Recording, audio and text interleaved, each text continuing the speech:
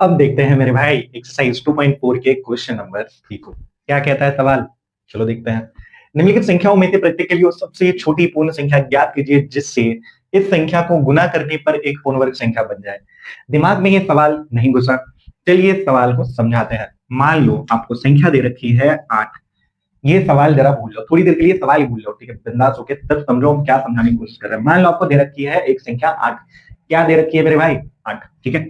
इसका तोड़फोड़ करो, यानी कि अभाज्य गुणनखंड करो, ठीक है।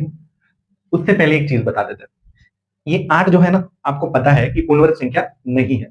8 जो है ना संख्या मेरे भाई, वो एक पूर्ण वर्ग संख्या नहीं है। तो 8 को एक पूर्ण वर्ग संख्या बनाने के लिए इसे कौन सी ऐसी छोटी संख्या से गुना किया जाना चाहिए, तो वो पता करने के लिए इसके साथ करनी पड़ेगी थोड़ी सी तोड़फोड़, यानी कि इसका अभाज्य गुणनखंड करना पड़ेगा। चलो करते हैं। 2 से कट जाएगा, हाँ कट जाएगा। 2 4 8, फिर 2 से कट जाएगा, हाँ कट जाएगा। 2 दूनी 4। क्या बन रहा है देखो, क्या कौन सी संख्याएं आई उनको लिख दो, ठीक है। पहला स्टेप, इनकी तोड़फोड़ करो, यानी कि अभाज्य गुणनखंड करो। फिर जो भी संख्याएं बाहर दिख रही है उनको गुना के फॉर्म में, यानी कि गुना के रूप में लिख दो, ठीक है। ये हमने लिख दिया। अब देखो जोड़ा किसका किसका बन रहा है, जोड़ा बनना चाहिए ना, कोई भी पूर्ण वर्ग संख्या होती है तो सबका जोड़ा बनता है, ठीक है। तो ये 2 जो है, 2 इनका जोड़ा बन रहा है। ये 2 जो है अकेला सिंगल है, ठीक है, इसके साथ कोई भी जोड़ा नहीं है। तो अगर हम एक और 2 से इसकी गुना कर दें, ठीक है, हमें क्या चाहिए? एक और 2, मतलब वो छोटी संख्या जिसे 8 से गुना किया जाना चाहिए ताकि वो एक पूर्ण वर्ग संख्या बन जाए। वो संख्या कौन सी है मेरे भाई? वो संख्या है 2, ठीक है। तो 8 से हम करेंगे 2 को गुना तो मिलेगा हमको क्या मिलेगा? 16, ठीक है। 16 जो कि एक पूर्ण वर्ग संख्या बन गई है। तो ऐसे ही हमें बाकी दिए गए सवालों को करने हैं। इनकी पहले तोड़फोड़ करनी पड़ेगी, यानी कि अभाज्य गुणनखंड। फिर जिस भी संख्या की जोड़ी नहीं बनेगी उसे हम ले आएंगे कि हमें पता चल जाएगा कि इतने से ही इसको गुना किया जाना चाहिए ताकि वो पूर्ण वर्ग संख्या बन जाए, ठीक है। तो चलिए क्वेश्चन नंबर 1 को करते हैं। Okay, let's get it. जिस तरह से हमने 8 के साथ अभाज्य गुणनखंड किया, सेम उसी तरह से अभाज्य गुणनखंड करके इसका भी हमें पता करना पड़ेगा कि वो कौन सी ऐसी छोटी संख्या है जिससे 1458 को गुना करने पर वो एक पूर्ण वर्ग संख्या बन जाएगी। तो चलिए करते हैं इसका तोड़फोड़, यानी कि अभाज्य गुणनखंड। तो 1 4 5 8, ठीक है। लास्ट में 8 है तो आपको पता चल रहा है कि 2 से कट जाएगा, ये काट दो। 2 7 14, यहाँ पे 5 है तो 2 दूनी 4 ले लो, एक यहाँ पे बच्चा, यहाँ पे 8 है, दोनों 18। अब ये 3 से लग रहा है कट जाएगा, चलो काटो। 3 दूनी 6, 3 4 12, हाँ कट जाएगा। 3 दूनी 6, 3 4 12, 3 तिया 9, ठीक है। फिर से 3 से कट जाएगा। 3 8 24, 3 1 3, फिर से देखो 3 से कट जाएगा। 3 दूनी 6, 3 7 21, एक और बार कट जाएगा। 3 तिया 3 7 21, सॉरी, 3 दूनी 6, 3 7 21, 3 9 27, 3 तिया 9, ठीक है। अब जो भी संख्याएं आई हैं उन्हें आप लिख दो। 2 गुना 3 गुना 3 गुना 3 गुना 3 गुना 3, 1 2 3 4 5, एक और है 6, ठीक है। तो टोटल 6 3 है, तो तीनों 3 जोड़े बन रहे हैं, 3 के अपने अपने जोड़े बन गए। लेकिन ये जो 2 है ना, संख्या 2 मेरे भाई, वो अकेला रह गया है। तो वो छोटी संख्या जिससे गुना करनी पड़ेगी 1458 को, वो संख्या है 2। तो वहां लिखेंगे आप गुना की जाने वाली सबसे छोटी संख्या, गुना की जाने वाली सबसे छोटी संख्या वो कौन सी ऐसी संख्या है जिससे गुना करेंगे तो एक पूर्ण वर्ग संख्या बन जाएगी? वो संख्या है मेरे भाई 2, ठीक है। पूर्ण वर्ग संख्या क्या बन के आएगी जब हम 2 से गुना करेंगे? तो ये तो हमारा हो गया। अब पूर्ण वर्ग संख्या, तो पूर्ण वर्ग संख्या कौन सी संख्या बनेगी? चलिए गुना करते हैं 1458 को 2 से। 1458 को हमने किया किससे गुना? 2 से। क्या बनेगा देखो, 2 8 16 6, ठीक है। एक यहाँ पर 2 5 10, एक 11, एक यहाँ पे चला जाएगा 2 4 8, एक 9 और 2 1 2, यानी कि 2916। ये हमारे पास नई पूर्ण वर्ग संख्या बन के आई। तो इसका वर्गमूल क्या निकलेगा वो भी हमें लिखना पड़ेगा। सॉरी सॉरी सॉरी, वर्गमूल निकल जाएगा 2916 का 54, ठीक है। ये आप लोग निकाल के चेक भी कर सकते हो कि 2916 का जो है वर्गमूल वो आ रहा है 54। जिस तरह से क्वेश्चन नंबर ए है, बाकी उसी तरह से अपने बाकी सवालों को भी करना है। तो ये रहा एक्सरसाइज 2.4 का क्वेश्चन नंबर 3, सॉरी ये 3 है, क्वेश्चन नंबर 3 का ए, ठीक है। अब इसके दूसरे सवाल को करते हैं। अगली संख्या है हमारे पास 1100, इसका भी हमें करना पड़ेगा अभाज्य गुणनखंड, और देखेंगे हमें वो खोज कर निकालना पड़ेगा कि कौन सी ऐसी संख्या है जिससे 1100 को गुना करने पर वो एक पूर्ण वर्ग संख्या बन जाए। तो चलिए करते हैं अभाज्य गुणनखंड 1100 का। कुछ इस प्रकार से लिख लेंगे, ठीक है। लास्ट में देखो जीरो है तो ये कट जाएगा, 2 से हमें दिख रहा है। तो बनेगा 2 5 10, यहाँ पे एक है और एक जीरो, 2 5 फिर से 10, यहाँ पे एक जीरो, लास्ट में जीरो होने की वजह से ये 2 से कट जाएगा। 2 दूनी 4, 2 7 14, 2 5 10, ठीक है। अब क्या बच रहा है देखो, 5 से कट जाएगा तो 5 5 25, 5 5 25, फिर चला जाएगा 5 1 5, एक और 5 1 5 यहाँ पे हो जाएगा। तो ये हमने टुकड़े करके इसके निकाले अभाज्य गुणनखंड, इनको गुना के फॉर्म में लिख दो, 2 गुना 2 गुना 5 और एक है लास्ट में 11, ठीक है। आप एक चीज देखो कि 2 और 2 का जोड़ा बन रहा है, 5 और 5 का भी जोड़ा बन रहा है, लेकिन 11 का जोड़ा नहीं बन रहा है। तो वही एक छोटी संख्या है, जो छोटी संख्या है जिससे हमें 1100 को गुना करना पड़ेगा, वो संख्या है 11। तो यहाँ लिखना पड़ेगा गुना की जाने वाली, गुना की जाने वाली सबसे छोटी संख्या, सबसे छोटी संख्या वो कौन सी संख्या है, वो है सबसे छोटी संख्या जिससे गुना करना पड़ेगा वो है 11, ठीक है। अब 11 से हम गुना करेंगे 1100 को, तो कोई तो नई संख्या बन के आएगी जो कि पूर्ण वर्ग होगी, तो हमें यहाँ लिखना पड़ेगा पूर्ण वर्ग संख्या। पूर्ण वर्ग संख्या कौन सी संख्या बनकर आई, वो संख्या है 1100 गुना 11, तो ये बन के आएगा 11 इंटू 11 121, और साथ में 2 जीरो है तो 2 जीरो दे दो, ठीक है। अब ये हमारी नई पूर्ण वर्ग संख्या बन के आ गई। अब हमें निकालना पड़ेगा इसका वर्गमूल, तो वर्गमूल निकालेंगे, लिखना पड़ेगा वर्गमूल बराबर 121 का क्या निकलेगा, 121 का निकलेगा 11, और 2 जीरो है तो 1 जीरो बाहर ले लो, यही हमारा आंसर होगा 110, ठीक है। क्वेश्चन नंबर 2 भी क्लियर। अब करो क्वेश्चन नंबर 3 को।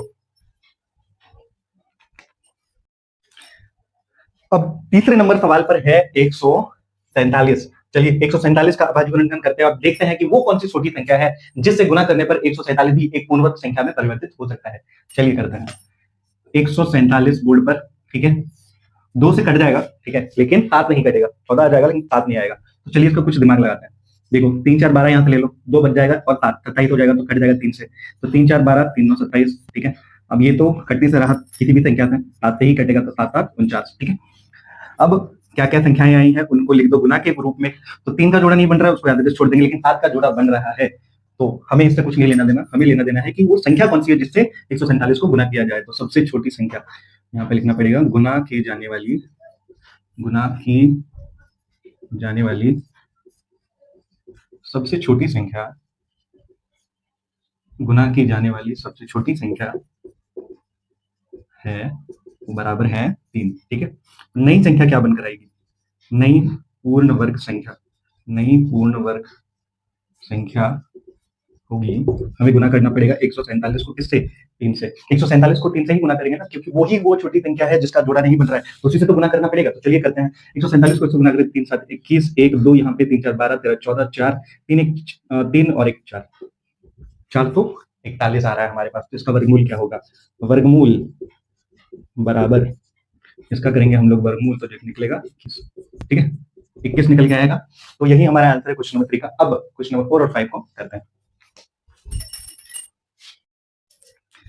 अगली संख्या है 1620, इसका भी करते हैं अभाज्य गुणनखंड, देखते हैं कौन सी ऐसी संख्या है जिसका जुड़ा नहीं बन रहा है और उसी से हमें करना पड़ेगा उसका गुना।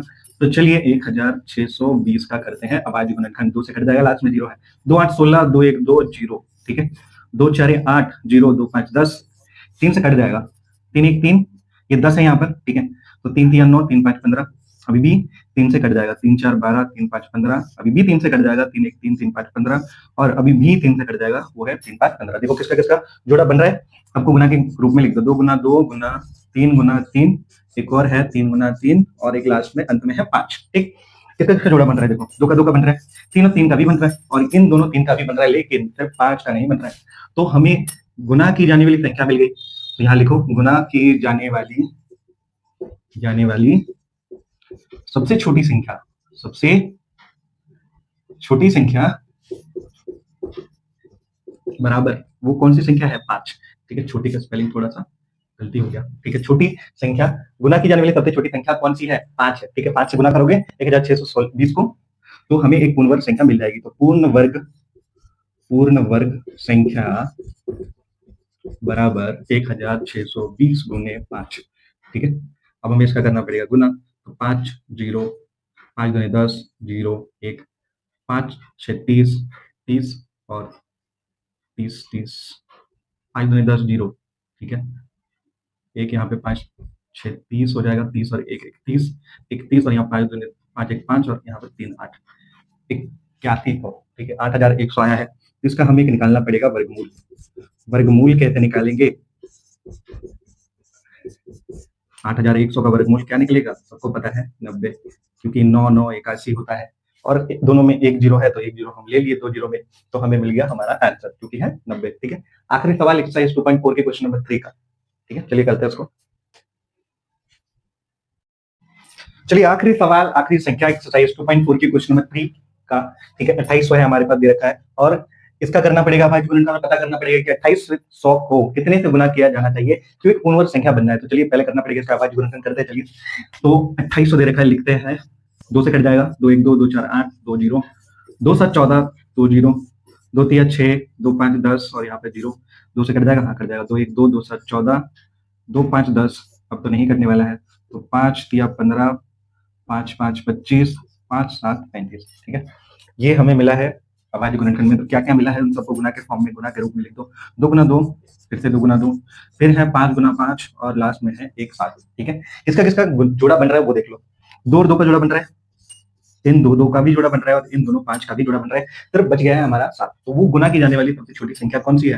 वो संख्या है 7 मेरे भाई। ठीक है, तो गुना की जाने वाली सबसे छोटी संख्या, गुना की जाने वाली सबसे छोटी संख्या बराबर है 7। तो अगर 7 से गुना करेंगे तो कोई तो संख्या नहीं आएगी, तो वो संख्या जो आएगी वो बनेगी पूर्ण वर्ग संख्या। पूर्ण वर्ग संख्या बराबर 2800 इंटू 7। ठीक है, इनका करना पड़ेगा हमें गुना। चलिए करते हैं, 700, फिर से 700, 7 8 जा 56, तो यहाँ पे 6 आएगा, 5 इसके ऊपर चला जाएगा, 7 दूनी 14, 14 और 5 19। ठीक है, यहाँ पे हो जाएगा 1000, सॉरी 19,600। ठीक है, 19,600 का हमें करना पड़ेगा वर्गमूल, निकालना पड़ेगा, सॉरी वर्गमूल निकालेंगे 19,600 का, तो निकलेगा 19,600 का वर्गमूल अगर हम निकालने जाए तो हमें मिलेगा 14, और दोनों में एक जीरो निकाल लेंगे तो 140 मिल जाएगा। ठीक है, थोड़ा सा दिमाग लगाना, देखो 196 ये 14 का वर्गमूल है। ठीक है, 2 जीरो है हमारे पास, दोनों में से हमने एक ले लिया, तो 140 बन गया। चीजों को छोटा करना सीखना पड़ेगा, सिंपल करना सीखना पड़ेगा, क्योंकि मैथ तो वैसे भी कॉम्प्लिकेशंस के लिए जानी जाती है, अगर हम भी उसमें और कॉम्प्लिकेशंस लाए तो हमारे लिए थोड़ा सा मुश्किल हो जाएगा काम करना। ठीक है, तो ये सिंप्लीफाइड वर्जन है हमारा। ठीक है, एक्सरसाइज 2.4 का question number 2, sorry question number 3 हम लोग कंप्लीट कर चुके हैं। Now we will look on to question number 4 of this exercise. Thank you so much for watching.